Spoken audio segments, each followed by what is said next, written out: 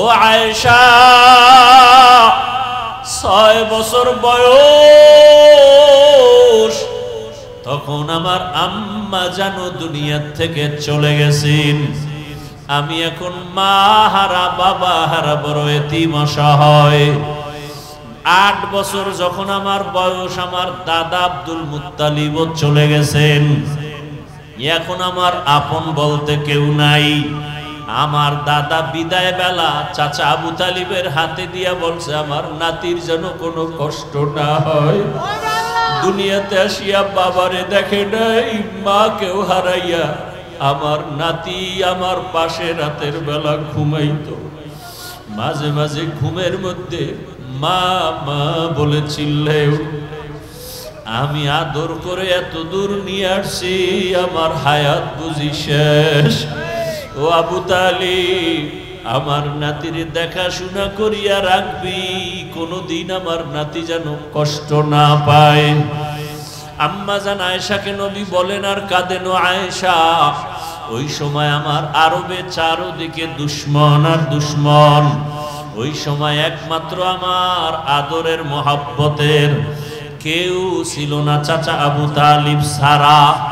এক পর্যায়ে আমার আল্লাহ আমাকে বিবাহের বয়সে নিয়া একজন আল্লাহর পেয়ারা বান্দি খাদিজাতুল কুবরা রাদিয়াল্লাহু আনহা, তার সাথে আমার বিবাহ হয়ে গেল। এমন একজন নারী বিধবা যার সন্তান আগে হয়ে গেল। 2 জন স্বামী হওয়ার পরে আমি তৃতীয়। ওই খাদিজা আমার ঘরে আসছেন। আমার এত অভাব ছিল, আমার ঘরে চুলায় আগুন জ্বলতো না, না খাইয়া কত কষ্ট করেছি। আরবের ধনী ছিল খাদিজা। ওই খাদিজা আমার মায়া আর মোহাব্বতে পড়িয়া সব সম্পদগুলো আমাকে হাদিয়া দিয়েছে। ও আয়েশা জানো না, আমি আবার সম্পদগুলো সব দান করে দিয়েছি। আমি এত কষ্ট করে করে জীবন কাটাইছি। আমার বংশের দুশ্মনেরা 3 বছরের মতো আমাকে শিয়াবে আবু তালিবের মধ্যে গৃহবন্দী করে রাখছে। খানা দেয় নাই, পানি দেয় নাই। দীর্ঘ 3 বছর আমি গাছের পাতা চাবাইয়া চাবাইয়া খাইয়া পেটের ক্ষুধা নিবারণ করেছি। ও আয়েশা, আমার কষ্ট দেখিয়া খাদিজাও ঘুমায় না। আমার পাশে আসিয়া ওই গাছের পাতা খাইয়া জীবন কাটাইছে। ওরে ওই আয়েশা, ওই খাদিজা আমার জন্য এত কোরবানি করেছে। ওই খাদিজার কথা মনে যখন আসে আমি চোখের পানি ধরে রাখতে পারি না। ওই খাদিজা যদি বেঁচে থাকতো মনে হয় জানো আমি আর বিবাহই করতাম না। ঠিকই, খাদিজা যতদিন বেঁচে ছিল আমি আর বিবাহ করি নাই।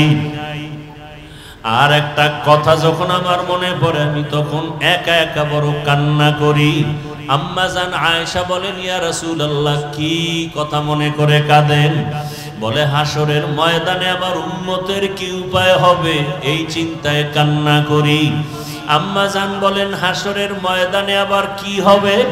আম্মা জানকে রাসূল কান্না করে বুঝাইতেছেন, রে আয়েশা, কিয়ামতের ময়দানে এমন কঠিন হালাত,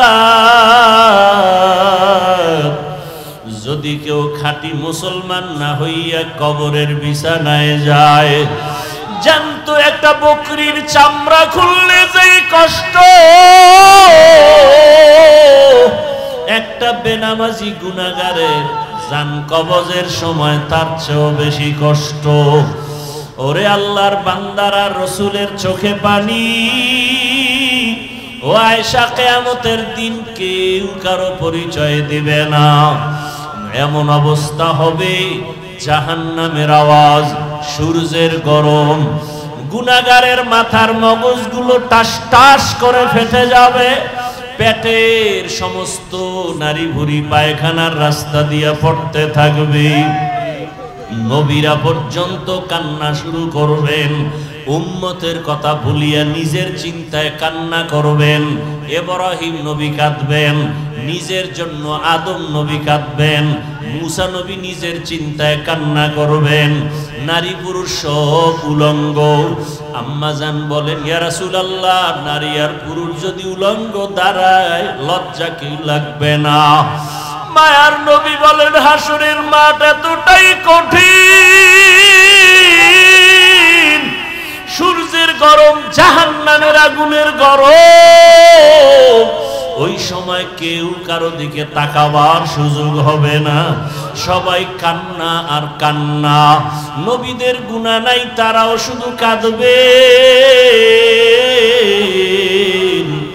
এমন এক অবস্থার ভেতরে আমার আল্লাহ সেদিন আর দয়ার নজর না দিয়া প্রথমে আল্লাহ রাগ হইয়া একটা আওয়াজ দিবেন, লিমানিল মুলকুল ইয়াউম লিল্লাহিল ওয়াহিদিল কাহ্হার। আল্লাহ পাকের কুদরতি আওয়াজে হাসরের ময়দানটা থরথর করে কেঁপে উঠবে। ওদিকে সূর্যের গরম, অন্যদিকে জাহান্নামের আওয়াজ। আল্লাহ বলবে, জাহান্নাম অপেক্ষা কর, বিচারটা শেষ করার পরে তারপরে তোর আশা পূরণ করব। জাহান্নাম আল্লাহর কথা না মানিয়া সামনে আগাবে পেটের ক্ষুধার তাড়নায়। আল্লাহ অর্ডার করবে ফেরেশতারা, জাহান্নাম যদি সামনে আগাইয়া যায় আমি বিচার কাজ শেষ করতে পারবো না। জাহান্নামকে রশি লাগাও, ৭০,০০০ শিকল দিয়া বাঁধিয়া পেছন দিকে টেনে ধরো, আসতে যেন না পারে। কিন্তু তারপরও আল্লাহর অর্ডারে শিকল লাগাইয়া জাহান্নামকে ধরে রাখতে পারবে না। রহমতের নবী বলেন, জাহান্নামের এমন আওয়াজ, হাসরের ময়দানটা এমন কঠিন হালাত হবে, এমন অবস্থা দেখে আমি আর সহ্য করতে না পাইরা সিজদায় পড়ে যাব। আমি সিজদায় পড়িয়া কান্না শুরু করব। সূর্যের গরম সহ্য করা যায় না, জাহান্নামের আওয়াজ সহ্য করা যায় না। ওদিকে আমার আল্লাহ বড় রাগান্বিত আওয়াজ দিছেন, ও দুনিয়ার টাকাওয়ালা ক্ষমতাওয়ালারা, বাহাদুরি করছো, দেখাও তোমার আজ বাহাদুরি কেমন। এমন অবস্থা আমি সিজদায় পড়িয়া কান্না শুরু করব। ঈসা নবী কাঁদছেন নিজের জন্য, মুসা নবী কাঁদবেন নিজের চিন্তায়। আমি কান্না করিয়া রবের সামনে একবারও আমার কথা বলবো না। আমি কান্না করে বারবার বলবো, আমার উম্মত, আমার গুনাহগার উম্মত। নবী কাঁদবেন আর বলবেন, আল্লাহ জাহান্নামের ফিরাও, জাহান্নাম ফিরাও, আমার একটা উম্মত যেন জাহান্নামে গ্রাস করতে না পারে। জাহান্নামকে ফিরাও। ফেরেশতারা শিকল দিয়ে ফিরাইতে পারে না। তখন আমার মায়ার নবীর কান্না দেখিয়া আমার মাওলার রাগ ঠান্ডা হয়ে যাবে। মাওলা ডাক দিয়ে বলবে, আমার মায়ার নবী, আপনার কান্না আমি সহ্য করতে পারি না, আপনি মাথা উঠান, আপনি কি চান আমি এখন দিয়া দিব। মায়ার নবী বলবেন, ইয়া রব, আমার উম্মতের জাহান্নামে দেওয়া যাবে না, জাহান্নামকে ফিরাইয়া দেন। আমার রব আমার নবীকে ঠান্ডা করার জন্য, রাজি ও খুশি করার জন্য কুদরতি হাতে একটু পানি দিবেন। আল্লাহ কুদরতি আওয়াজ দিয়ে বলবে, ফেরেশতা, আমার এই পানিটা নিয়ে জাহান্নামের গায়ে ছিটাইয়া দাও। ফেরেশতারা পানি নিয়ে যখন ছিটাইয়া দিবে, জাহান্নাম দ্রুত গতিতে পেছনে ভাগতে থাকবে। ফেরেশতারা বলবেন, হে আমাদের রব, যেই জাহান্নামের শিকল দিয়ে ধরে রাখতে পারি না, এমন কি পানি দিলেন যে জাহান্নাম পেছনে দৌড়ায়। এটা কি বড় বরকতি জমজমের পানি, নাকি আবে হায়াতের পানি, নাকি এটা বীরে শেফার পানি, না সমুদ্রের কোনো পানি? ও ও আল্লাহ এটা কেমন বরকতের পানি। আমার আল্লাহ তখন বলবেন এটা সমুদ্রের কোনো পানি না, বীরে শেফার পানি না, জমজমের পানি না, এটা কোনো বৃষ্টির পানিও না। এই পানি আমার মায়ার নবীর গুনাহগার উম্মতের চোখের পানি। দুনিয়াতে আমার মায়ার নবীর উম্মতেরা মাঝে মাঝে গুনার কারণে একা একা বসে কান্না করত, আমারে মাঝে মাঝে ডাক দিয়ে বলতো আল্লাহুম্মা গফিরলি ওয়ারহামনি। ও আমার রব, আমি বড় গুনাহগার, জাহান্নামের আসামি। মানুষ আমাকে কত সম্মান করে, অথচ আমার গুনার কোনো শেষ নাই। মানুষ আমাকে মাওলানা বলে চেয়ার আগাইয়া দেয়, অথচ আমি মাওলা তোমার কাছে মানুষই হতে পারি নাই। গুনার কারণে আমার হাত না পাক, আমার চোখ না পাক, আমার জিহ্বা না পাক, গুনার কারণে আমার অন্তর না পাক। এই হাতের দ্বারা কত জুলুম করলাম, লেখার মাধ্যমে কত জুলুম, আঙ্গুল দিয়ে লেখলাম, জুলুম করলাম। জবানের দ্বারা কত মিথ্যা বললাম, এই জবানের দ্বারা কত গালি দিলাম, এই জবানের দ্বারা কত গীবত শেখায়াত করলাম। চোখটাও আমার গুনার কারণে নাপাক। মানুষ জানে আমি বড় বক্তা, কিন্তু মাওলা তুমি জানো আমি সারা রাত মোবাইলে তাকায় তাকায় বেগানার ছবি দেখতেছি। মানুষ জানে আমি মসজিদের ইমাম, কিন্তু আমি সারা রাত মোবাইল চালাই। মানুষ জানে না, তুমি তো জানো আমার চক্ষু দুইটা নাপাক, আমার হাত দুইটা নাপাক, আমার অন্তর পরিকল্পনার গুনার কারণে নাপাক। ও আল্লাহ তুমি আমাকে মাফ করে দাও। এইভাবে কিছু আল্লাহর বান্দারা আল্লাহর কথা মোহাব্বত নিয়ে জাহান্নামের ভয়ে কান্না করে। কিয়ামতের ময়দানে গুনাহগার উম্মতের পানির ফোঁটা বৃথা যাবে না। ওই পানি দিয়া জাহান্নামের আগুন নিভাইয়া আল্লাহ বলবে বান্দা বিনা হিসাবে জান্নাতের বাগানে চলিয়া যাও। আমার মুহাম্মদ আমার প্রিয় হাবিবের হাতে কাউসারের পানি পান করো। ও আল্লাহর বান্দারা যারা গুনাহ করিয়া কবরে যেতে পারলো তার কপাল ভালো। আর যারা এখনো নামাজ পড়তে পারে না, অন্য নামাজ পড়ে তাও পছন্দ করে না, নিজেও পর্দা করে না, অন্য পর্দা করে তাও পছন্দ করে না, নিজেও হালাল খায় না, অন্য হালাল খায় তাও পছন্দ করে না, নিজেও পাগড়ি পরে না, অন্য পাগড়ি পরে তাও পছন্দ করে না। ওরে আল্লাহর বান্দারা, দুনিয়ার সূর্য থেকে কত কঠিন হবে হাসরের মাঠের গরম। দুনিয়ার আগুনের থেকে জাহান্নামের আগুনের গরম আরো ভয়ঙ্কর। দুনিয়ার গরম সহ্য করা যায় না, আখেরাতে জাহান্নামের আগুন কেমন করে সহ্য করবা? মশার কামড় সহ্য করা যায় না, ওই কবরে সাপের কামড় কেমনে সহ্য করবা? দুনিয়াতে বেতের বাড়ি সহ্য করা যায় না, গুনাহগার হইয়া কবরে গেলে মাটির চাপ কেমন করে সহ্য করবা? মায়ার নবী বলেন আয়েশা, হাসরের ময়দানের কথা যখন মনে পড়ে আমার উম্মতের চিন্তা আমার চোখে পানি আসে, ধরে রাখতে পারি না। ও নবীর আশিক উম্মতের দল, যেই উম্মতের জন্য মায়ার নবী কান্না করেছেন, ওই নবীর আদর্শের মালা কেন গলায় লাগাও না? জীবনে তো দাড়ি কম কাটো নাই, নামাজ তো কম সারো নাই রে বাবা। মনে চাইছে বেপরদায় চলবা, দুনিয়ার মনের আশা মিটাইয়া চলছো। মনে চাইছে গান শুনবা, মনের আশা পুরাইয়া গান শুনছো। মনে চাইছে পার্কে পার্কে ঘুরবা, জীবনটা পার্কে পার্কে কাটাইলা। মনে চাইছে গীবত করবা, কারো বাধা মানো নাই, গীবত করে কাটাইছো। মনে চাইছে কাউকে ইজ্জত নষ্ট করবা, করে ফেলেছো। মনে চাইছে চুরি করবা, ডাকাতি করবা, মানুষকে বেইজ্জতি করবা, করেছো। মনে চাইছে শিক্ষকের সাথে বেয়াদবি করবা, করেছো। আমি আল্লাহ কিছু বলি নাই, মনে চাইছে মা বাবার সাথে বেয়াদবি করবা করেছো, আমি আল্লাহ ধরি নাই। মনে চাইছে আলেমের বিরুদ্ধে কিছু বলবা বলেছো, আমি আল্লাহ ধরি নাই। বরং আমি আল্লাহ বারবার ডাকি তওবার দরজা দিয়া, লা তাকনাতু মির রাহমাতিল্লাহ। এরে বান্দা তোরে আদর করে আমি বানাইছি, যত গুনাহ করেছো তওবার দরজায় ফিরিয়া আয়, আমার কাছে তওবা কর। যদি তওবা না করিয়া কোনো দিকে দৌড় দাও, জাহান্নামের আগুন সহ্য করতে পারবি না রে গোলাম। এখনো সময় আছে, তওবা কর।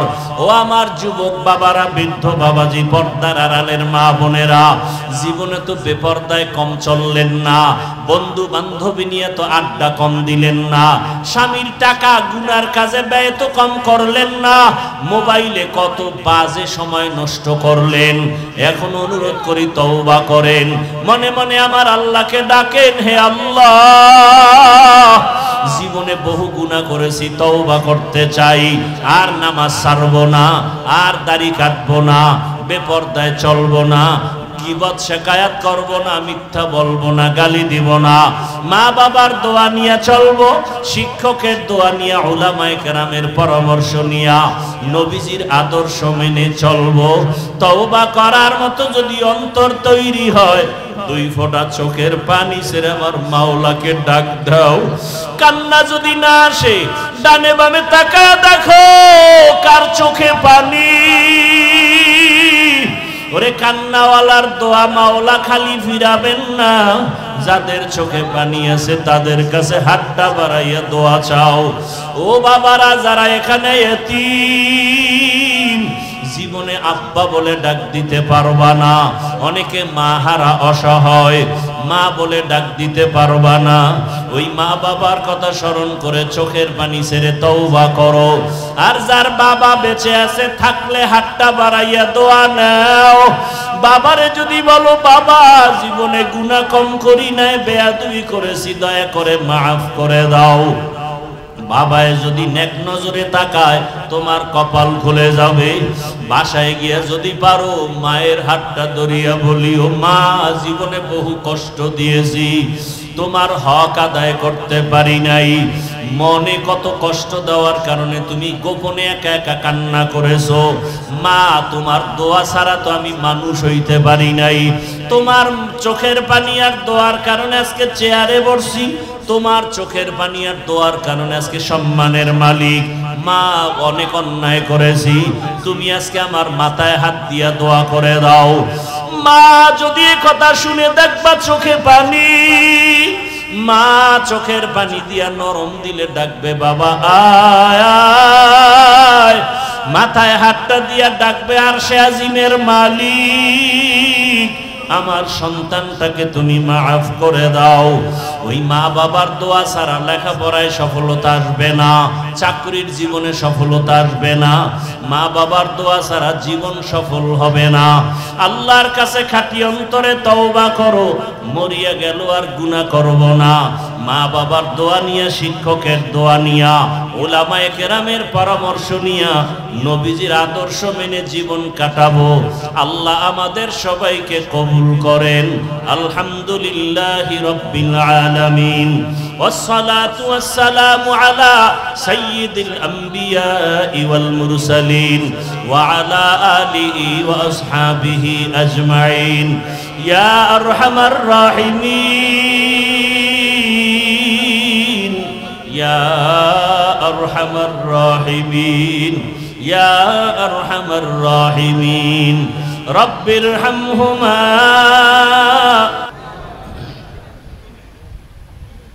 আলহামদুলিল্লাহ, আলহামদুলিল্লাহিল্লাযী জাআলাশ শামসা ওয়াল কমারা বিহিসবান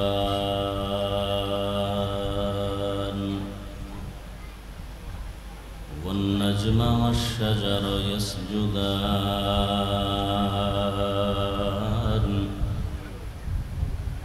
ওয়া ফাদ্দালা জামানান আলা জামান,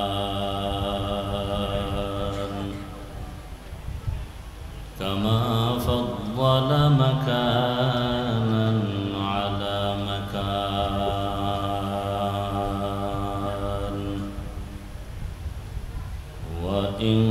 وإنسانا على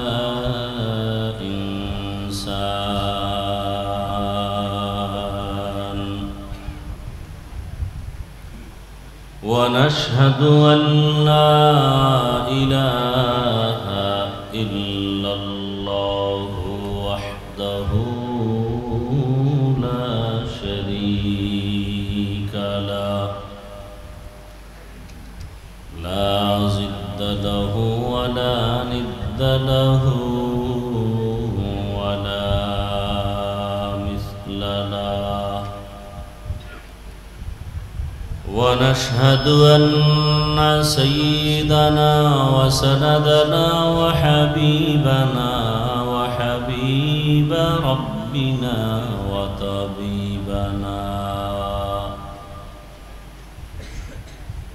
وطبيب قلوبنا ومولانا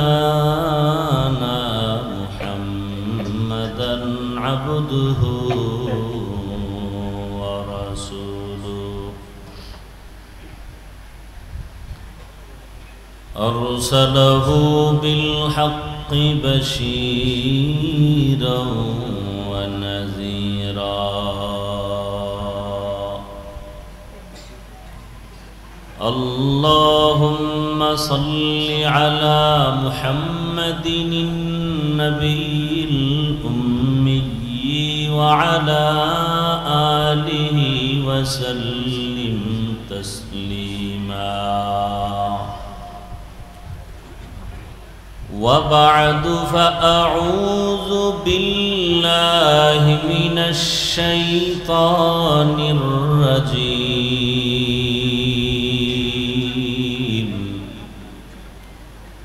بسم الله الرحمن الرحيم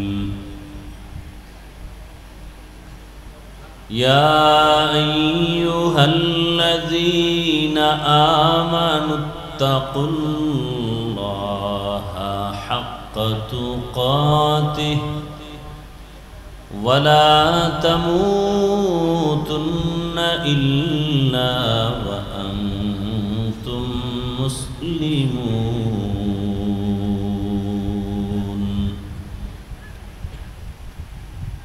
وقال رسول الله صلى الله عليه وآله وسلم ألا كلكم راعٍ كلكم مسؤول عن رعيته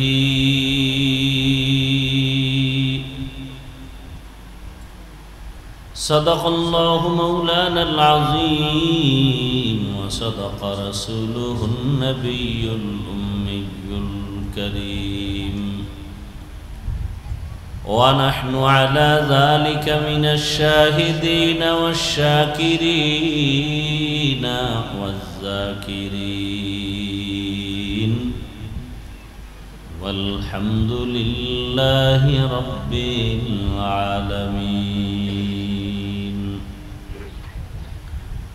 سبحانك لا علم لنا إلا ما علمتنا إنك أنت العليم الحكيم رب اشرح لي صدري ويسر لي أمري واحلل عقدة من لساني يفقه قولي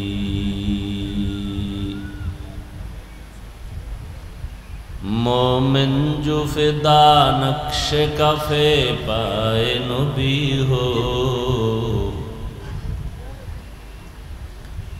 मोमिन जो फिदा नक्श कफ़े पाए नबी हो ज़ीर कदम आज भी आलम का खजीना हो ज़ीर कदम आज भी आलम का खजीना गर सुन्नत नबवी की करे पैरवी उम्मत, गर सुन्नत नबवी की करे पैरवी उम्मत, तूफान से निकल जाएगा फिर इसका सफीना, तूफान से निकल जाएगा फिर इसका सफीना। आशिक हो बिरादर शहंशाह दो आलम, आशिक हो बिरादर शहंशाह दो आलम, मिश्को से ज़ियादा मुबारक जिसका पसीना, मिश्को से ज़ियादा मुबारक जिसका पसीना। कर दिल में तरफ हो मेरे आका का ज़ियारत, कर दिल में तड़प हो मेरे आका का ज़ियारत, एक आन में आए नबी दिखला दे मदीना, एक आन में आए नबी दिखला दे मदीना। ला इलाहा इल्लल्लाह,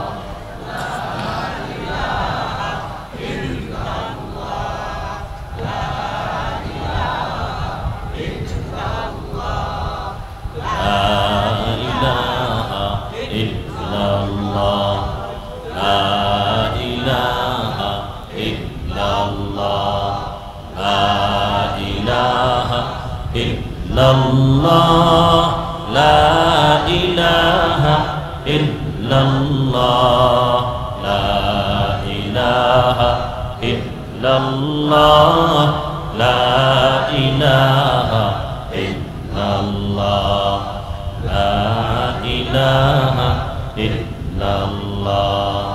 ला इलाहा इल्लल्लाह, ला इलाहा इल्लल्लाह, ला इलाहा इल्लल्लाह, ला इलाहा इल्लल्लाह, ला इलाहा इल्लल्लाह, ला इलाहा इल्लल्लाह, ला इलाहा इल्लल्लाह, ला इलाहा इल्लल्लाह, ला इलाहा इल्लल्लाह, ला इलाहा इल्लल्लाह, ला इलाहा इल्लल्लाह, मुहम्मदुर रसूलुल्लाह।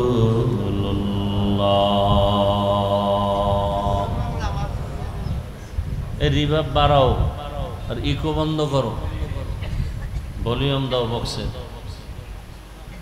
হ্যান্ডবিল কই?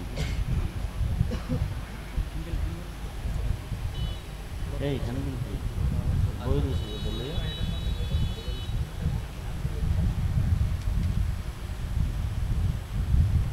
সুবহানিয়া হাফেজিয়া মাদ্রাসার উদ্যোগে আয়োজিত পঞ্চম বার্ষিক ইসলামী মহাসম্মেলন 8 সেপ্টেম্বর 2025।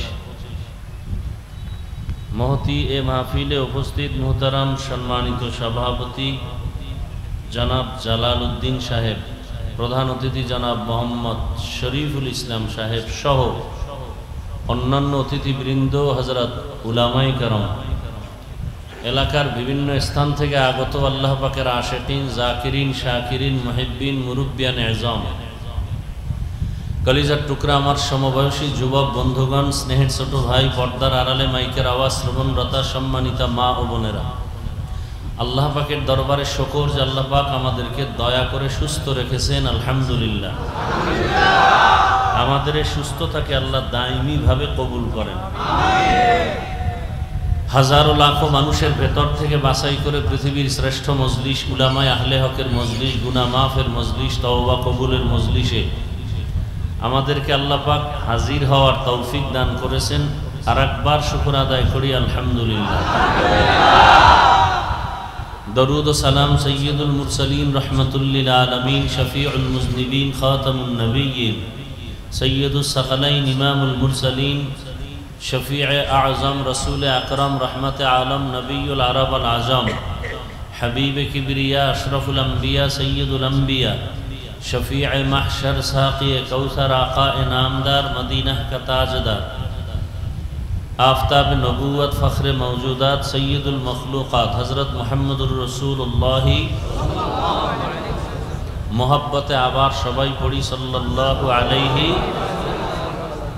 व आलिहि वसल्लम सल्लल्लाहु अलैहि व आलिहि सल्लल्लाहु अलैहि व आलिहि वसल्लम। নবীজির উপরে যত দরুদ পড়বেন দুনিয়াতেও লাভ আখিরাতেও লাভ। বেশি বেশি দরুদ পড়বেন সর্বাবস্থায় সবার জন্য। মৌখিক নফল আমলের ভেতরে শ্রেষ্ঠ পাওয়ারফুল আমল আমার নজরে দুইটা, একটা হলো ইস্তেগফারের আমল আর একটা হলো দরুদের আমল। এর থেকে পাওয়ারফুল আর আমল নেই। যত দুনিয়ার মুসিবত থাক না কেন, ইস্তেগফার উলামায়ে কেরাম বলেছেন কমপক্ষে প্রতিদিন ইস্তেগফার 300 বার এবং দরুদ শরীফও 300 বার। ইস্তেগফার রাতের অন্ধকার,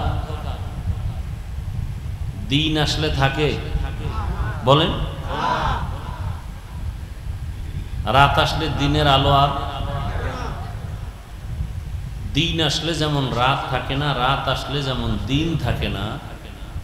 ইস্তেগফারের আমল যারা করবে প্রতিদিন কতবার, তার আমল নামায় কোনো গুনাহই থাকবে না। দরুদের আমল, আপনার জীবনে যত সমস্যা হয়েছে সব সমাধানের মূল ঔষধের নাম দরুদ শরীফ। আমরা তো অনুষ্ঠান ছাড়া দরুদ পড়ি না, তাও শুদ্ধ করে না, মোহাব্বতেও না। মোহাব্বতে শুদ্ধ করে আজমতের সাথে, ইয়াকিনের সাথে, ধ্যান ও খেয়ালের সাথে নিরিবিলি কেউ যদি প্রতিদিন দরুদের আমল করে পবিত্র অবস্থায়, আর দরুদের মধ্যে শ্রেষ্ঠ যেটা আমরা নামাজে আদায় করি, সময় কম থাকলে ছোট অংশটুকু পড়ব, একটা তসবিহ হাতে নিয়া। কি হাতে নিয়া? তসবিহ হাতে নিয়া। তসবিহ চিনেন তো? তসবিহ চিনেন সবাই? একটা তসবির দাম কত? নিম্নেরটা বলেন। এই তসবিহ কিনবেন, যারা নাই তারা কিনবেন। তসবিহ হাতে নিয়ে আমল করা সুন্নতে সাহাবা। তসবিহ হাতে নিয়ে আমল করা, যারা সাহাবা মানে না আল্লাহর জাতের কসম তারা ভণ্ড। তাহলে তসবিহ হাতে নিয়ে আমল করা কি বেদাত? কি সুন্নতে? যারা সাহাবা মানে না এরা 72 দল জাহান্নামীদের অন্তর্ভুক্ত। কথা বুঝাইতে পারছি? তাহলে তসবিহ হাতে নিয়া যদি চলেন 300 লাগবে না, একবারও কি আল্লাহর নাম আসবে না? আসবে। তবে পবিত্র অবস্থায় তসবিহ পড়বেন। সবাই একটা একটা তসবিহ কিনবেন এবং ঘরে মাকে একটা তসবিহ দিবেন, নিজে কিনা। কি নিয়ত করা যায় না? এই যুবকেরা তসবিহ, ছোট তসবিহ কিনো। ওই যে আবার নাম্বারিং বাইরে এসে এটি করতে পারো, কিন্তু আমার কাছে বরকত মনে হয় না। ওলিয়া উলিয়া আল্লাহর প্রিয় বান্দা যারা, এরা যে আমলগুলো করছেন এর মধ্যে বরকত বেশি। এর মধ্যে বরকত দলিল নিবা দলিল। নবী বলেন আল বারাকাতু মা আকাবিরিকুম, বরকত তোমাদের আকাবিরিনদের মধ্যেই আছে, মুরব্বীদের মধ্যে। আকাবির, আকবর, আকাবির, বড় মুরব্বী, এটার ফার্সিতে বলে পীর। ফার্সি ভাষায় কি বলে? এই দ্বীনের লাইনে, তাসকিয়ার লাইনে, কলবের চিকিৎসার লাইনে। আরবিতে বলে শায়েখ। কি বলে? শায়েখ। শায়েখুন মানে মুরব্বী। ওই শায়েখুন অর্থ যা, পীর শব্দের অর্থও কি তা। তবে আল্লাহর লাইনে মুজাহাদা করনেওয়ালাদেরকে আল্লাহ আর একটা শব্দ বলছেন, মোহাব্বতের ওলি। কি বলছেন? ওলি শব্দ এক বচন, তার বহু বচন আউলিয়া। বহু বচন কি? আউলিয়া। তাহলে ওলি আউলিয়ার কথা কোরআনেও আছে, হাদিসেও আছে। এজন্য আমি সারা দেশে বলি, যারা বলে আমরা ওলি বা আউলিয়া মানি না, মূলত এরা কোরআন মানে না, হাদিসও মানে না। যারা কোরআন হাদিস মানবে না, এরা হক না বাতিল? এরা কেমন বাতিল? এদেরকে যারা বাতিল বলবে না, তারাও বাতিল।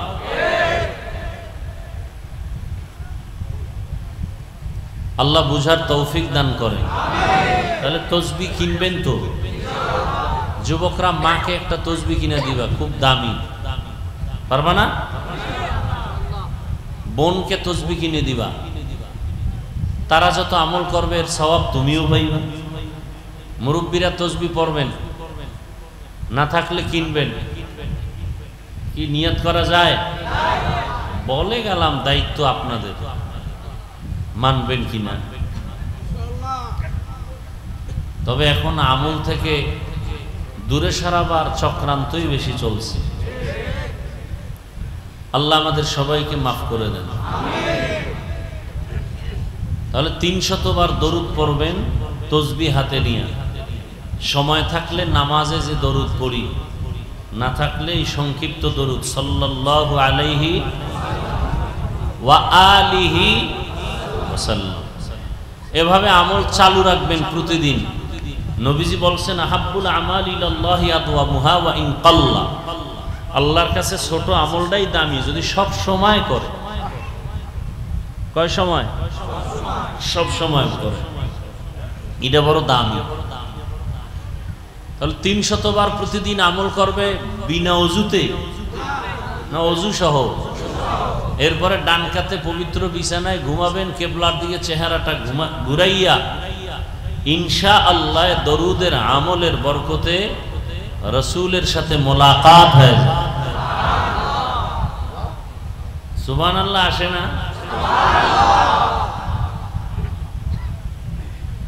রাত্র অনেক হয়ে যাচ্ছে, অনেকের পেরেশানি। টাইম দেখতেছেন, বাড়িওয়ালারা গেট লাগাই দিবে, সারা রাত রাস্তায় রাস্তায় ঘুরবেন। সোনার বাংলাদেশ তো, দিনে রাতে কখন কি হয় বলা যায় না। মুসল্লিরা অনেকে চায় ফজরের নামাজ মসজিদে গিয়ে পড়ি, বাড়িওয়ালা গেট খোলার তালার চাবি দেয় না। এরকম বাড়িওয়ালা নাই? এই সমস্ত বাড়ির মধ্যেই তো আগুন লাগার কথা। আল্লাহ হেদায়াত দান করে। এই ফ্যানটা এদিক দিয়ে বাতাসে আর ডিস্টার্ব করে, সামনে দিয়ে দাও।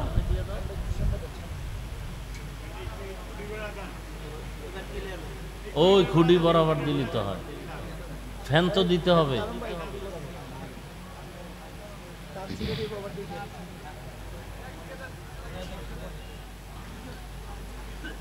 মিডিয়াওয়ালাদেরকে 1 মিনিট একটু কথা বলি। সবাই তো আপনারা দামি মানুষ, আল্লাহ আপনাদের খেদমতে বারাকা দান করেন। আমি কিন্তু মিডিয়াকে অপছন্দ করি, কয়েকবার বন্ধ করে দিছি, এরপর আবার চালু করেছি।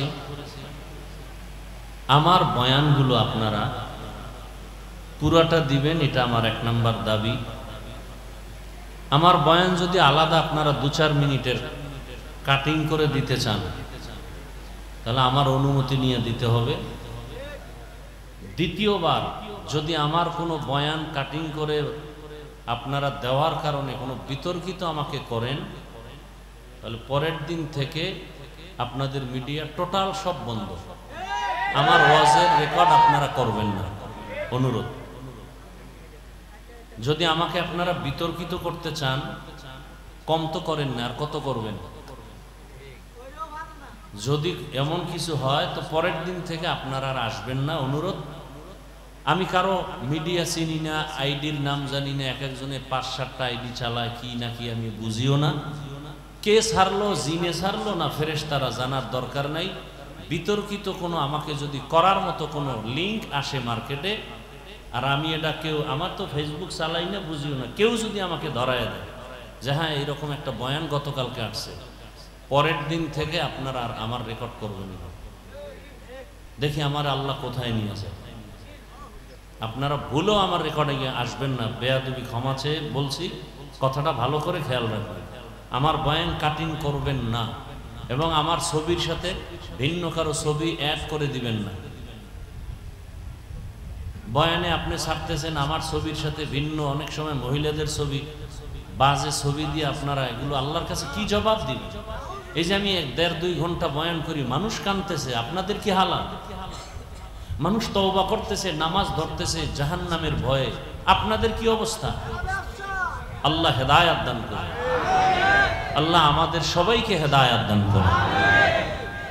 আমি বিনয়ের সাথে অনুরোধ করে বললাম, আমি আর তদন্ত করব না। একটা লিঙ্ক যদি আসে আমাকে বিতর্কিত করার মতো, কারণ কথা বললে তো ভুল হতেই পারে।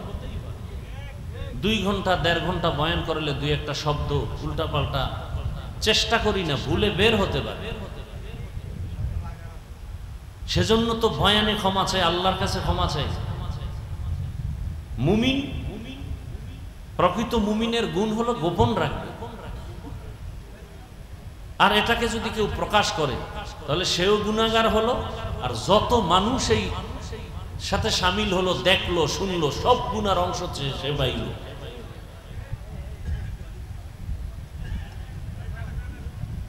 আল্লাহ সবাইকে বুঝার তৌফিক দান করে।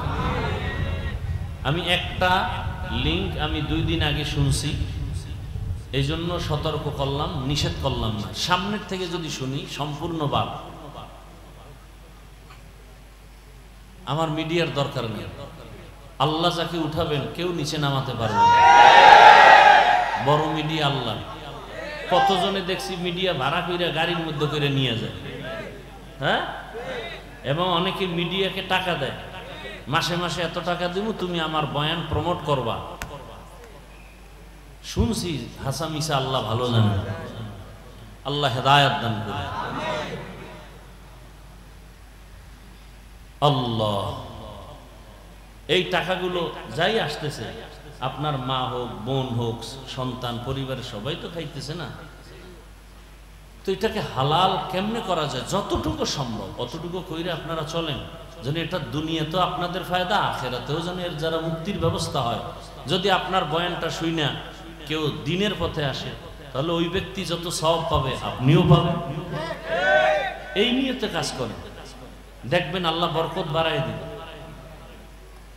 আর আল্লাহকে বারবার বলবেন নামাজ পড়ে, আল্লাহ হালাল ভাবে রুজি অর্জনের রাস্তা খুলে দাও। যে আজকেও মাদ্রাসায় একটা লোক আসছে, সরকারি চাকরি করতে, দাড়ি কাটতে হবে, নামাজ পড়া যাবে না, ছেড়ে দিচ্ছে, নোয়াখালী থেকে আসছে।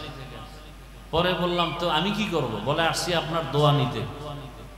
আমি কিছু আমল দিলাম, আর বললাম পিপিলিকার রিজিক যদি আল্লাহ দিতে পারে, আপনি তো আল্লাহর কাছে দামি, তা আল্লাহ আপনাকে রিজিক দিবেন না কেন? এত টেনশন কেন? আপনি কি মহিলা? মহিলারা একটু দুর্বল থাকে, ভয় থাকে, আপনি তো পুরুষ। আল্লাহ কুদরতের দ্বারা রিজিক দিবেন। বান্দা যখন আল্লাহর দিকে আগাইতে চায়, আল্লাহ একটু পরীক্ষা করেন, ধৈর্য ধরতে হবে। কত মানুষ দিনের পথে আসতেছে। আপনাদের এই মিডিয়ার বয়ান শুনে যারা দেখে না, ভালো নিয়তে বয়ান ছাড়বেন, বয়ানের আগা নাই মাথা নাই, একটু মূল সময় বয়ান মানুষ পায় না। এই বিষয়গুলো আপনাদের বিবেকের কাছে রাখলাম। মানুষ যেন আপনাদের বয়ান শুনে দোয়া করে, বরদোয়া নিয়েন না। দূরের থেকেও বরদোয়া এসে লেগে যায়। আপনাদের মিডিয়ার লাইনে আমার চোখে দেখা কতজনে অনেক উপরে ছিল, এখন খবরও নেই। আমার জানা মতে এখন খবরও নেই। কারণ অন্যের ক্ষতি করলে সে ক্ষতির মধ্যে পড়বেই। আমি জানি ওরা এখন লজ্জায় আমার সামনেও আসে না। আমি চিনি, জানি, আমার সামনেও আসে না, আসতেও পারবে না।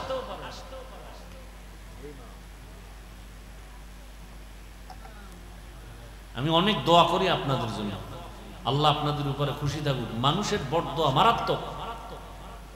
মানুষের বরদোয়ার কাজ যেন আপনার দ্বারা না হয়। আল্লাহ সবাইকে কবুল করেন। বর্তমান আরবি মাস রবিউল আউয়াল। বছরে মাস হবে 12টা, আল্লাহর কোরআনের ঘোষণা। মাস হবে কতটা? 12টা। আল্লাহ বলেন, ইন্না ইদ্দাতাশ শুহুরি ইনদাল্লাহি 12 শাহরান ফি কিতাবিল্লাহ ইয়াওমা খালাকাস সামাওয়াতি ওয়াল আরদ মিনহা আরবাআতুন হুরুম যালিকাদ দীনুল কাইয়্যিম। আল্লাহ বলেন, বছরে গণনার আকারে মাস হবে 12টা। কিয়ামত পর্যন্ত কোন বছর 11 মাসেও হবে না, 13 মাসেও হবে না। কত মাস? এবং মাসগুলোর নামও রেখেছেন আল্লাহ। এই মাসগুলোর মধ্যে 4 মাস বড় দামি, অন্য মাসের তুলনায় দামি। নামগুলো খেয়াল করবেন। এরপর একটা প্রশ্ন করব। 4 মাস দামি, 12 মাসের মধ্যে 4 নাম দামি। এই 12 মাসের প্রথম মাসের নাম মুহররম। প্রথম মাসের নাম মুহররম। এরপরে কি? সফর, রবিউল আউয়াল, রবিউল আখির, জুমাদাল উলা, জুমাদাল উখরা, রজব, শাবান, রমাজান, শাওয়াল, জিকাদাহ, যুলহিজ্জা। এই 12 মাসের মধ্যে 4 মাস আল্লাহ বলেন দামি। আল্লাহ কয়, আমার যে এই সিদ্ধান্তটা আমি লৌহে মাহফুজে লিখে ফেলেছি। কোন দিন? আসমান জমিন সৃষ্টি যেদিন করেছি সেদিন। তাহলে বছরে মাস হবে কতটা? এর মধ্যে কত মাস অন্য মাসের তুলনায় দামি? আল্লাহ যে সিদ্ধান্তটা লিখছেন কোথায়? লৌহে মাহফুজের মধ্যে, আরশে আজিমে। কোন দিন লিখছেন? আসমান জমিন। এই 4 মাসের মধ্যে 1 মাস একটু দূরে আর 3 মাস লাগাতার। 1 মাস যেটা আলাদা, এটা হলো শাবানের আগের মাস রজব, রমাজানের আগের মাসের আগে রজব, শাবান, রমাজান। হ্যাঁ, আর হলো 3 মাস একসাথে লাগানো। হজের মাস, হজের আগের মাস, হজের পরের মাস, জিকাদা, যুলহিজ্জা, মুহররম। এই 3 মাস। নামগুলো আবার বলছি, প্রশ্ন করব। রজব, জিকাদা, যুলহিজ্জা, মুহররম। এই 4 মাসের মধ্যে রবিউল আউয়ালের সিরিয়াল কত দেখছেন নি? খবর নাই? রজব, জিকাদা, যুলহিজ্জা, মুহররম, 4 মাসের মধ্যে রবিউল আউয়ালের নাম কত সিরিয়ালে? নাই। তার মানে দাম নাই। বলেন, বুঝেন, কথা বুঝার চেষ্টা করেন। জবাব কম দিবেন, বুঝবেন আগে। যত কথা কম বলবেন তত ভালো। কথা বলার কিছু জায়গা আছে, সেখানে বলবেন। জিগাইলে বলবেন না, জিগাইলে চুপ করে শুনবেন, বুঝার চেষ্টা করবেন। রবিউল আউয়ালের দাম আছে। সবের থেকে তো রমাজানের দাম বেশি। এই 4 মাসের মধ্যে রমাজানের নামও আছে? নাই। এ বিষয়ে ভিন্ন আলোচনা রোজার সময় করছি। তো রবিউল আউয়ালের নাম নাই মানে কি দাম নাই? অবশ্যই আছে। আর ওই 4 মাস যে দামি, সেটার প্রেক্ষাপট কি? মূলত রাসূল তো আসছেন বেঈমানদের সমাজে। আর বেঈমানদের তো কোনো ধর্ম নাই। বেঈমানের কোনো ধর্ম নাই, মনে যা চায় তাই চলে। তাই করে। তারা উল্টাপাল্টা করত, যখন তখন ঝগড়া, কলহ, দ্বন্দ্ব, যুদ্ধ, বিগ্রহ। আল্লাহর কাছে মুহররম দামি, হজের মাস দামি, হজের আগের মাস দামি। এই মাসগুলো আল্লাহ সম্মানিত ঘোষণা করে বুঝাইলেন, এই মাসগুলোতে কোনো যুদ্ধ করা যাবে না। যুদ্ধ করা সেটা সেই সময়ের আইন, ওই আইন আর এখন বলবৎ নেই। এখন ইসলামের স্বার্থে প্রয়োজন হলে রাষ্ট্রের সমস্ত উলামায়ে আহলে হক বসে বোর্ড গঠন করে ফতোয়া দিলে যে যুদ্ধ করা যাবে, জিহাদ করা যাবে, তো জিহাদ করা যাবে। এখানে কোনো মাস নির্দিষ্ট নেই। তো রবিউল আউয়াল এমন একটা মাস, অনেক ইতিহাসবিদরা এ বিষয়ে অনেক আলোচনা করেছেন। রবিউল আউয়াল রসুল দুনিয়াতে আসছেন, রসুল দুনিয়া থেকে চলে গেছেন। নবী আসছেন কোন মাসে, চলে গেছেন কোন মাসে, এটা কিছু ইতিহাসবিদদের মতামত। কিন্তু অনেক এই আষাঢ় মাস নিয়েও ইখতিলাফ করেছেন।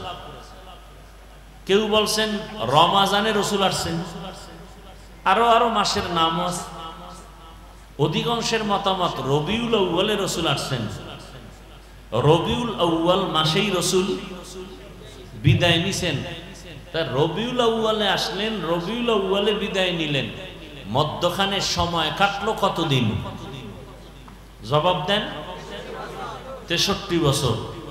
আসার দিন ছিল সোমবার, যাওয়ার দিনও এই যে সোমবার দিন রসুলের আগমন, সোমবার দিন রসুলের বিদায়, এই কথায় কারো দ্বিমত নাই। তবে রবিউল আউয়াল নিয়ে দ্বিমত, তারিখ কবে এ নিয়েও দ্বিমত। কেউ বলেছেন রবিউল আউয়ালের 8, কেউ বলেছেন 9, কেউ বলেছেন 11, কেউ বলেছেন 12। তো রসুল রবিউল আউয়ালে সোমবার দিন আসছেন সুবহ সাদিকের সময়। রবিউল আউয়ালে রসুল বিদায় নিছেন সোমবার দিন জোহরের নামাজের আগে চাষতের সময়। রসুলের বিদায় চাষতের সময় সোমবার, কবরে দাফন হলো রসুলের বুধবার দিন গিয়া রাতের তাহাজ্জুদের সময়। দেরি হলো কেন? এটা ভিন্ন আলোচনা। মাইয়িতকে দেরি না করানো রসুলের আদেশ, দ্রুত দাফন করো। তো রসুলেরটা দেরি হলো কেন? সোমবার দিন ইন্তেকাল, বুধবার দিন গিয়া রাতের তাহাজ্জুদের সময় দাফন, দেরি হলো কেন? এটা ভিন্ন আলোচনা। তো রসুল কবে আসলেন, কখন আসলেন, এটা আমাদের উম্মতের জন্য অত ইম্পর্টেন্ট না, মারাত্মক না। উম্মতের জন্য জরুরি হলো রসুল কি নিয়ে আসলেন, উম্মতের কি দিয়ে গেলেন, উম্মতের করণীয় কি, এটা হলো মূল বিষয়। এটা কি মূল বিষয়? নবী কি নিয়ে আসলেন, কি নিয়ে গেলেন, এ বিষয়ে আলোচনা। অবশ্য আমি আয়াত পড়েছি ভিন্ন একটি, যেটা সচরাচর রসুলের শানে এ আয়াত ব্যবহার হয় না, কিন্তু আলোচনার বিস্তারিত সমষ্টিগতভাবে সব এখানে ঢুকানো আছে। আল্লাহ কি বলছেন আয়াতে? ইয়া আইয়ুহাল্লাযীনা আমানুত্তাকুল্লাহা হাক্কা তুকাতি। দুনিয়ার মুমিন তোমরা আল্লাহকে ভয় করো, হক আদায় করে ভয় করার মতো। ওয়ালা তামুতুন্না ইল্লা ওয়া আনতুম মুসলিমুন। মুসলমান না হইয়া কেউ মরণ বরণ করিও না। মুসলমান হইতে গেলেই তো রসুল লাগবে, লাগবে না? লাগবে। রসুলের আদর্শ ছাড়া কেউ কোনোদিন মুসলমান হতে পারবে? সম্ভব? সম্ভব। নবীজি কি বলছেন হাদিসের একটু টুকরা পড়ছি, তরজমাটা বলেনি। আলা কুল্লুকুম রাইন কুল্লুকুম মাসউলুন আন রাইয়াতিহি। সাবধান হে উম্মত, তোমরা প্রত্যেকেই দায়িত্বশীল। আল্লাহর আদালতে দায়িত্বের কারণে জবাবদিহিতার কাঠগড়ায় দাঁড়াতে হবে। তরজমা শেষ। এটার উপরে ব্যাখ্যা তাও আজ করব না, আয়াত নিয়ে কিছু কথা বলবো, ভূমিকায় রবিউল আউয়ালের কিছু কথা বলি। কারণ আরবি মাসের ফজিলত উম্মতের কাছে বয়ান করা এটা সওয়াবের কাজ। এটা কি সওয়াবের কাজ। রসুলের আদর্শ নিয়ে আলোচনা, রসুল কি নিয়ে আসলেন। এই আপনারা এমন করেন কেন? উঠার ব্যারাম থাকলে ঢুকলেন কেন? বদঅভ্যাস কেন? বাহিরে দাঁড়ায়া বয়ান শুনেন, কত সুযোগ। এই বদঅভ্যাস যাদের, এদের জন্যই তো কমিটি বাহিরে মাইক লাগাইছে। কি ঘরে বয়ে বয়ে বয়ান শুনবেন আর বিড়ি টানবেন? বেহেশতের প্যান্ডেলে ঢুইকা কেন উল্টা পাল্টা করবেন? নিজের ক্ষতি করবেন, অন্যের ক্ষতি করবেন কেন? আপনার কপালটা এত দুর্বল কেন? আল্লাহ সব ভাইকে হেদায়েত দান করেন, মাহফিল কবুল করেন, আয়োজনকারীদের কবুল করেন, দান সৎকারীদের কবুল করেন, মাহফিলের বরকতে গোটা দুনিয়াবাসীকে কবুল করেন, বিশেষ করে মুসলমানের ঈমান আমল ইজ্জতের হেফাজত করেন।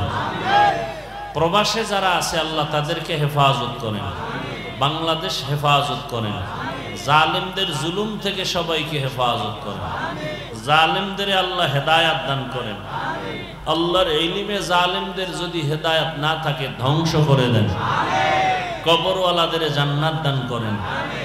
আমরা যারা বেঁচে আছি দীর্ঘ নেক হায়াত দান করেন, অসুস্থ যারা সুস্থতার নিয়ামত দান করেন, কামাই রুজি ব্যবসায় সবার হালাল বরকতি রিজিক দান করেন। দোয়াগুলোর দরকার নাই কারো? আমিন আল্লাহর কাছে যাবে না? আল্লাহ কবুল করেন।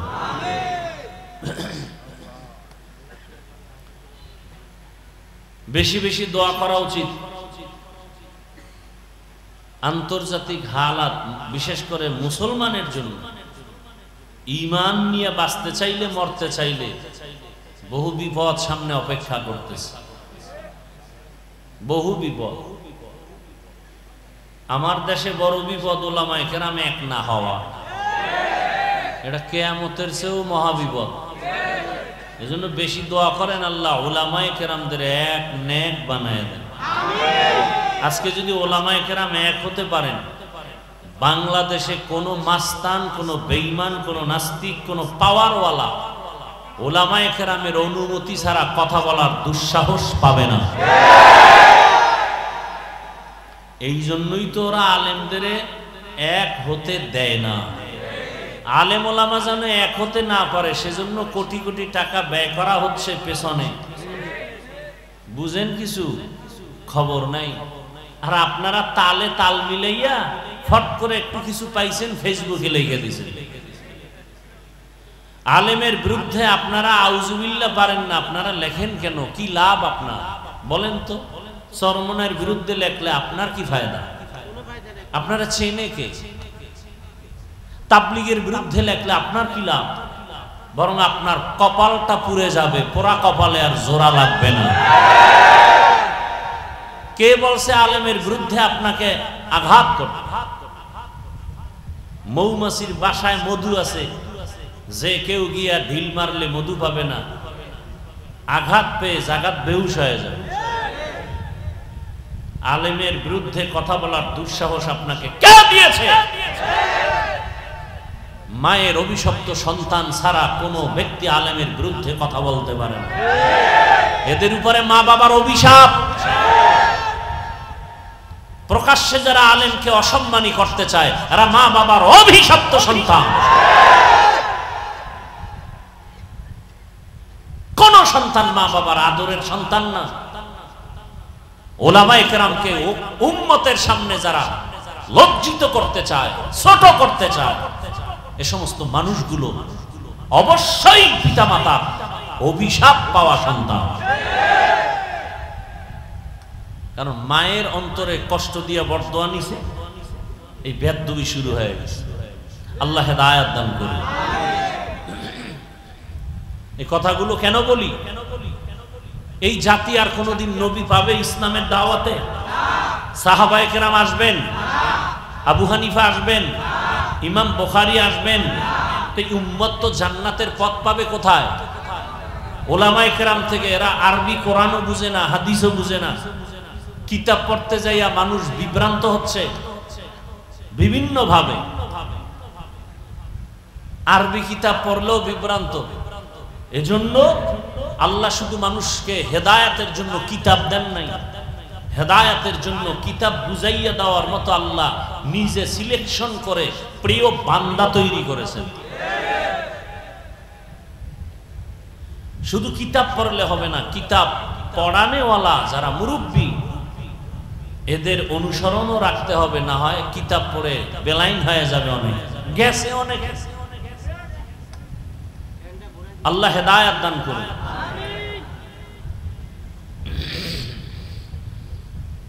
অতএব উলামায়ে কেরামের সম্মান বাড়ানোর প্রচেষ্টা করা উচিত, সহযোগিতা করা উচিত। একান্ত কিছু না পারলে চুপ থাকা উচিত।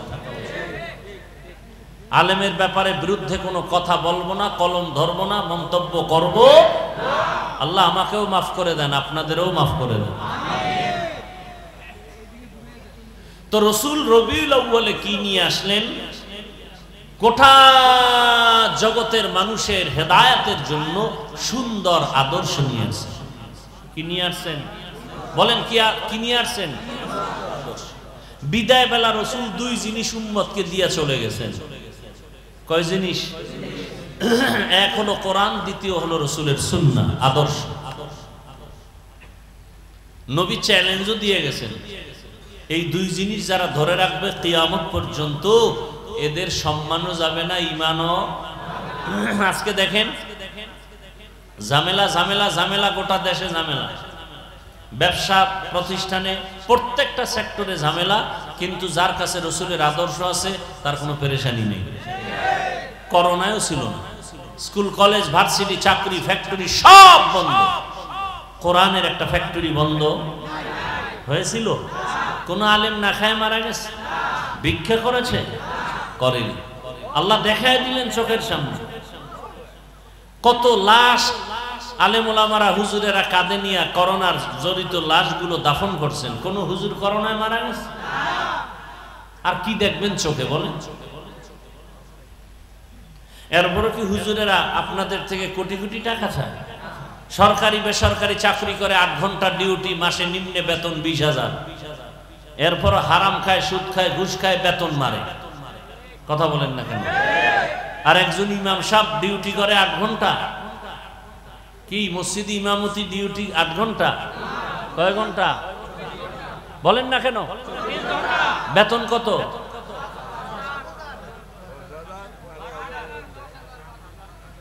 যেই জুলুমটা করেন, আমরা চেয়ারে বইলে তো সব পিঠে মেরে ফেলাইতাম।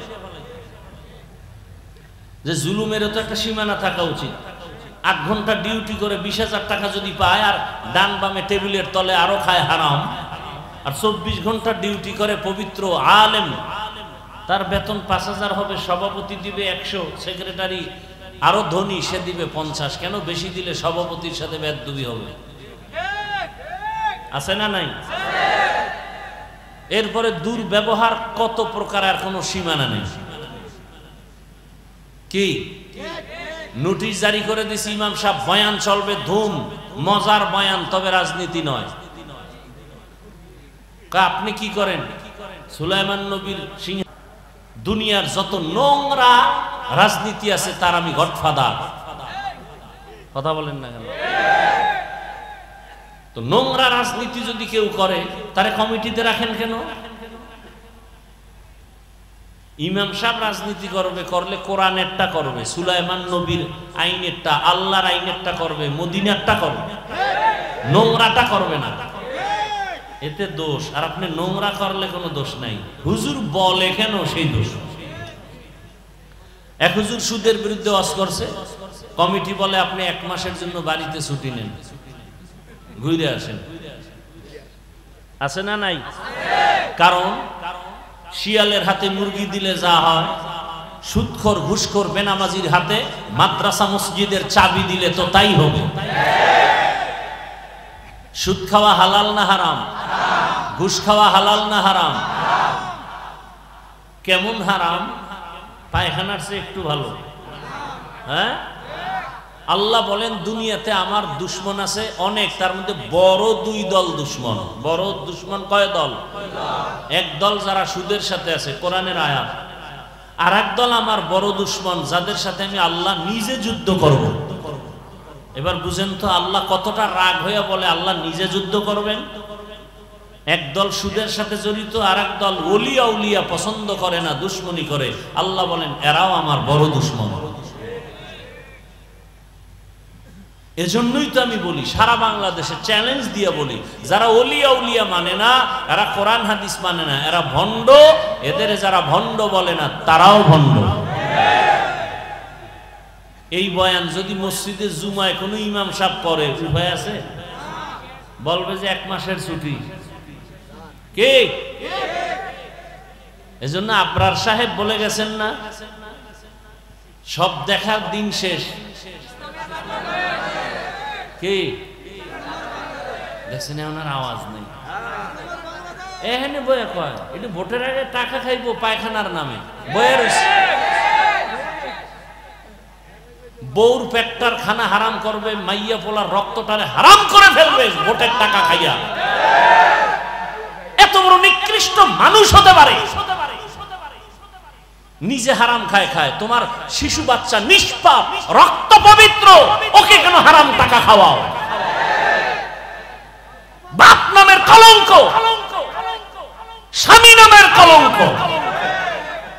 তুমি হারাম খাবা হুজুরদের সাথে চ্যালেঞ্জ দিয়া, খাইয়া মর, জনমের মতো খাও। কিন্তু নিষ্পাপ বাচ্চার কি অপরাধ? ওই বাচ্চাটার রক্ত পবিত্র, ওকে হারাম ঢুকাইয়া কেন রক্ত নাপাক করেছো? তোমাকে এই অধিকার আল্লাহ তো দেননি। স্ত্রীর রক্ত নাপাক করতেছো হারাম টাকা দিয়ে। আল্লাহ হেদায়েত দান করুন। মুসিবত। আর এই হারাম খাইবে যারা, সুদ ঘুষ, নামাজ হবে না, রোজা হবে না, তেলাওয়াত হবে না, মোনাজাত কবুল হবে না, হজ করলে সওয়াব হবে না, কে বলবে এই কথাগুলো জাতিকে? কে বলবে? তবে আমাকে হুজুর বলছেন, যেহেতু হুজুর গো বয়ান শুনবা না, ওই ভোটের আগে টাকা খাবাই, এরকম যারা কসম খাইছে এরা খাইলে কম খাইও না, জনমের মতো খাইও, বাকি ভোটটা দিবা ইসলামের পক্ষে। টাকা খাওয়ার সময় বলবা ভাই খাওয়া, মনের মতো খাওয়া, ভোট না দিলেও দোয়া দেব। যেহেতু হুজুর গো বয়ান শুনবা না, খাবাই, ও খাইয়া ওরে ফকির বানাও, কারণ ওর বাবার টাকা না, জনগণের টাকা। এটা কাগো কইছি, সবাই কইছি। যারা হুজুর গো বয়ান শুনবে না, ও খাইবেই। কুকুরের বিরিয়ানি দিল, হাজি বিরিয়ানি খাওয়ার পরে কি পেট ভরবে? না, ওর জাতিগত অভ্যাস, ময়লা খাবেই। কি? আল্লাহ হেদায়েত দান করুন। হ্যাঁ, রাগ করতেছেন? ইয়া আইয়ুহাল্লাযীনা আমানুত্তাকুল্লাহা হাক্কা তুকাতিহি ওয়া লা তামুতুন্না ইল্লা ওয়া আনতুম মুসলিমুন। আল্লাহ মুমিনদেরকে 2টা কর্মসূচি দিলেন। কেন দিলেন? আল্লাহ বলেন আমি মুমিনকে বিনা হিসাবে জান্নাত দিতে চাই। সুবহানাল্লাহ। না জান্নাতে যাইতে চান তো ইনশাআল্লাহ? যারা আজকে ফজর করেন নাই, জোহর করেন নাই, আসর মাগরিব এশা করেন নাই, আপনার কোন জান্নাত? জান্নাতুল ফেরদাউস। হ্যাঁ, নবীজি বলেন বেঈমান আর মুমিনের মধ্যে ব্যবধান হলো নামাজ। বাইনাল আবদি ওয়া বাইনাল কুফরি তারকুস সালাহ। বেঈমানেরা নামাজ পড়ে না, মুমিনেরা নামাজ ছাড়ে না। নামাজ কত ওয়াক্ত? শুক্রবার দিন শুধু? তাহলে জোরে বলেন, প্রতিদিন করা লাগবে? বলেন বলেন। মাঝে মাঝে ছেড়ে দেওয়া যাবে? যাবে না? কি বলেন? আপনারাই বললেন নামাজ পড়তে হবে, ছেড়ে দেওয়ার কোনো সুযোগ? এরপরও যারা নামাজ পড়েন না, আল্লাহর কাছে কি জবাব নিয়ে দাঁড়াবেন? কয়দিন? অনেকদিন বাঁচবেন। একদল বিয়ে করে নাই, এরা কয় বিয়ার পরে ধরবো। আর যারা বিয়ে করছে এরা অজুহাত পেশ করে সন্তান হওয়ার পর। যাগো সন্তান হয়ে গেছে, কয় আর একটু বয়স বেড়ে নিক। কিন্তু বহু আল্লাহর বান্দা বিয়ে করার পরে নামাজ ধরবে বলিয়া কপালে বিয়ে নাই, আজরাইল আইসা টিকিট নিয়ে হাজির হয়ে গেছে। আবার বহু বান্দা বিয়া করছে, নামাজ ধরে না বলে সন্তান হওয়ার পরে সন্তান হইছে পেটে রাইখা স্বামী চলে গেছে। বানায় বলতেছি। ইদানিং কালে যত মরণের লাশের খবর দেখি, বেশিরভাগ যুবক আর যুবতী, ঠিক নি? বুড়ারা খুব কম মরে, যুবকরা বেশি মরে। না মরলে এখন নতুন সংস্কৃতি বাইর হইছে, পিডাইয়া মারে। কি মরবি না? তোরে ফিডায় মারুন। কোনটাকে মারে? কোনটাকে? কিতে মারে? হায় হায়, কি জানি হইব দেশের হালাত। কেন যেন ভয় লাগে, ভয়। অনেকে ভাবতেছেন সোনার বাংলায়। আমি তো দেখি অন্য সময়ের চেয়ে ভয়, অনেক ভয়। ডাইনে অন্ধকার, বামে অন্ধকার, সামনে অন্ধকার, পেছনে অন্ধকার। বড় কঠিন হালাত। আমি যদি আলেমের বিরুদ্ধে বয়ান করি, আর এক আলেম আমার বিরুদ্ধে নাম নিয়ে বয়ান করে, তাহলে কিয়ামতের আর বাকি কি?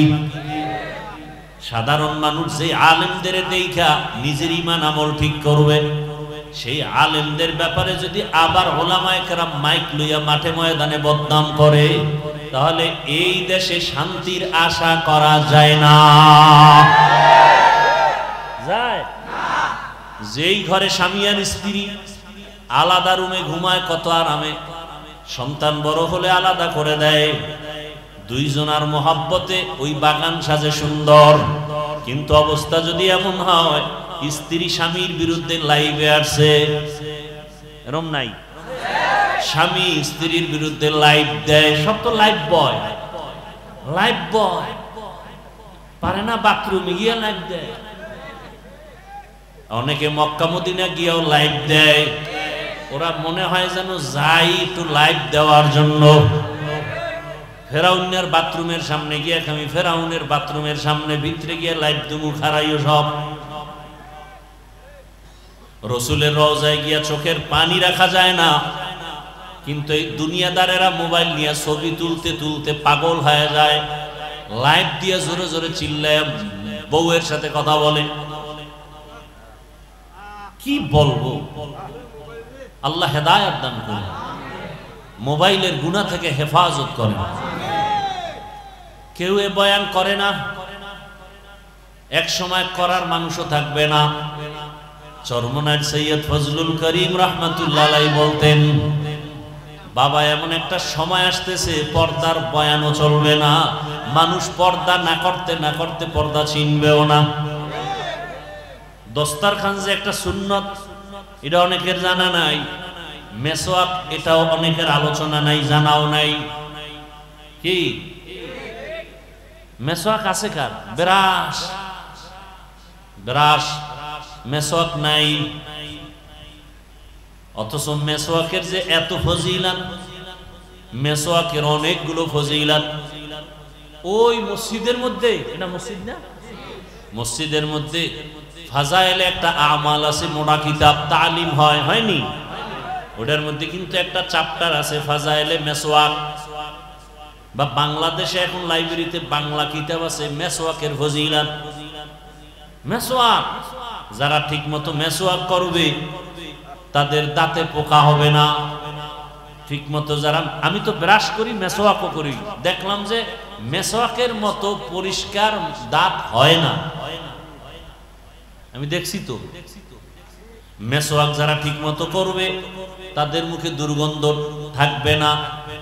কেউ যদি ঘুমের আগে মেসওয়াক করে ঘুমায়, আর কণ্ঠ কোনোদিন বসবে না। ঘুমের থেকে উঠে মেসওয়াক করবে, তার জীবনে যত পুরস্কার পাবে এর মধ্যে বড় পুরস্কার মরণকালে কালেমা জারি হয়ে যাবে।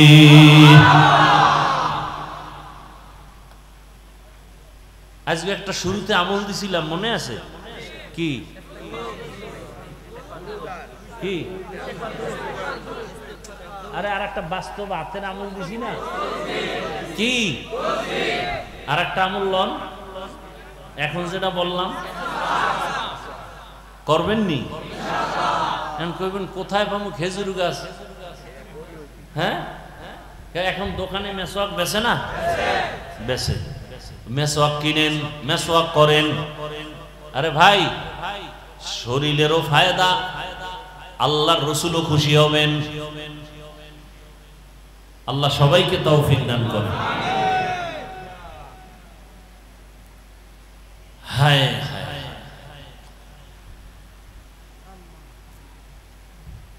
আল্লাহ পাক রব্বুল আলামিন মুমিনদের দুইটা কর্মসূচি দান করেছেন।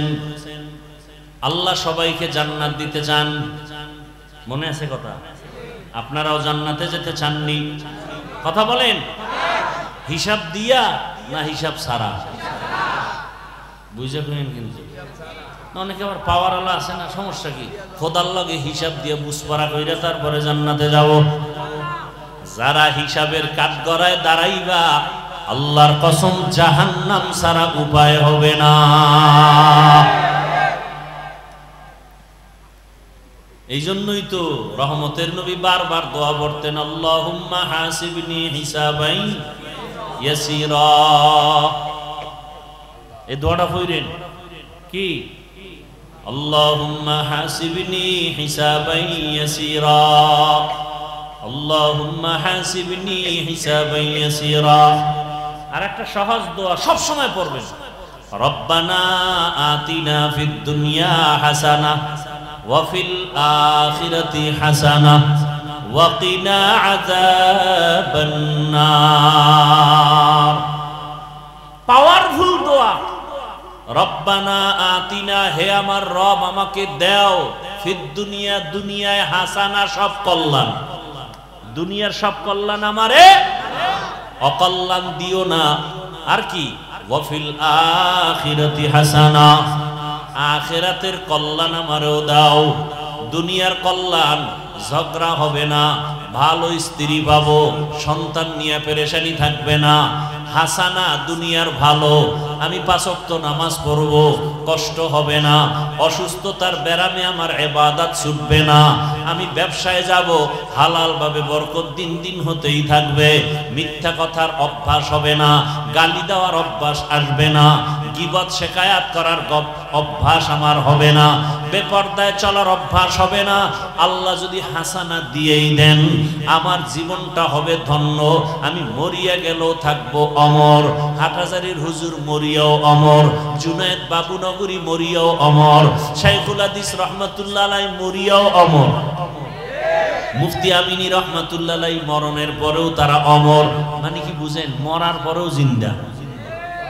মানুষের অন্তরে প্রশংসা না বদনাম? সরমনাইল সৈয়দ ফজলুল করিম ইন্তেকালের পরেও অমর। সবার অন্তরের মধ্যে মায়া, মোহাব্বত, কথা ঠিক নেই?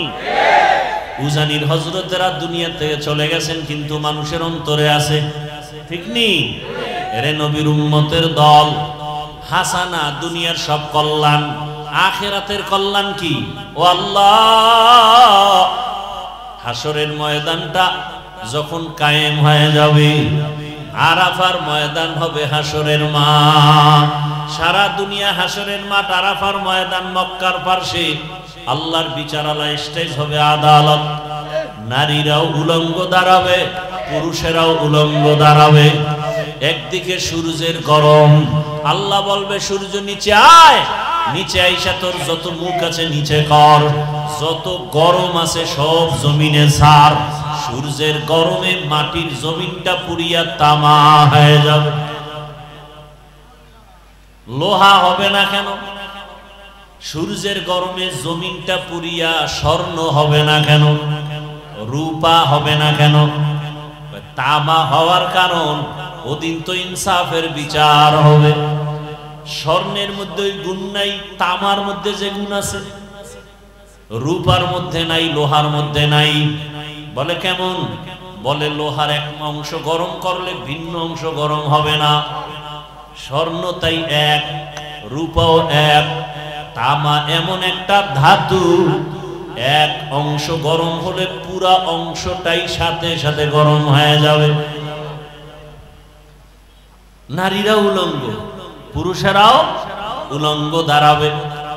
অন্যদিকে আবার জাহান্নামের আওয়াজ, এত বিশাল জাহান্নামের গুরিম গুরিম আওয়াজ হবে।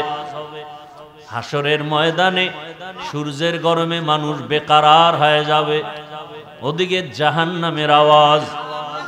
জাহান্নামের আওয়াজে হাসরের ময়দানটা থরথর করে কেঁপে উঠবে। জাহান্নাম চিল্লায় বলবে, ও দয়ার মালিক, জাহান্নামের ক্ষুধা নিবারণের জন্য সমস্ত গুনাহগারগুলো আমার পেটের মধ্যে দাও, বেনামাজিগুলো আমার পেটে দাও, বেপরদাওয়ালারা কোথায় আমার পেটের মধ্যে দাও।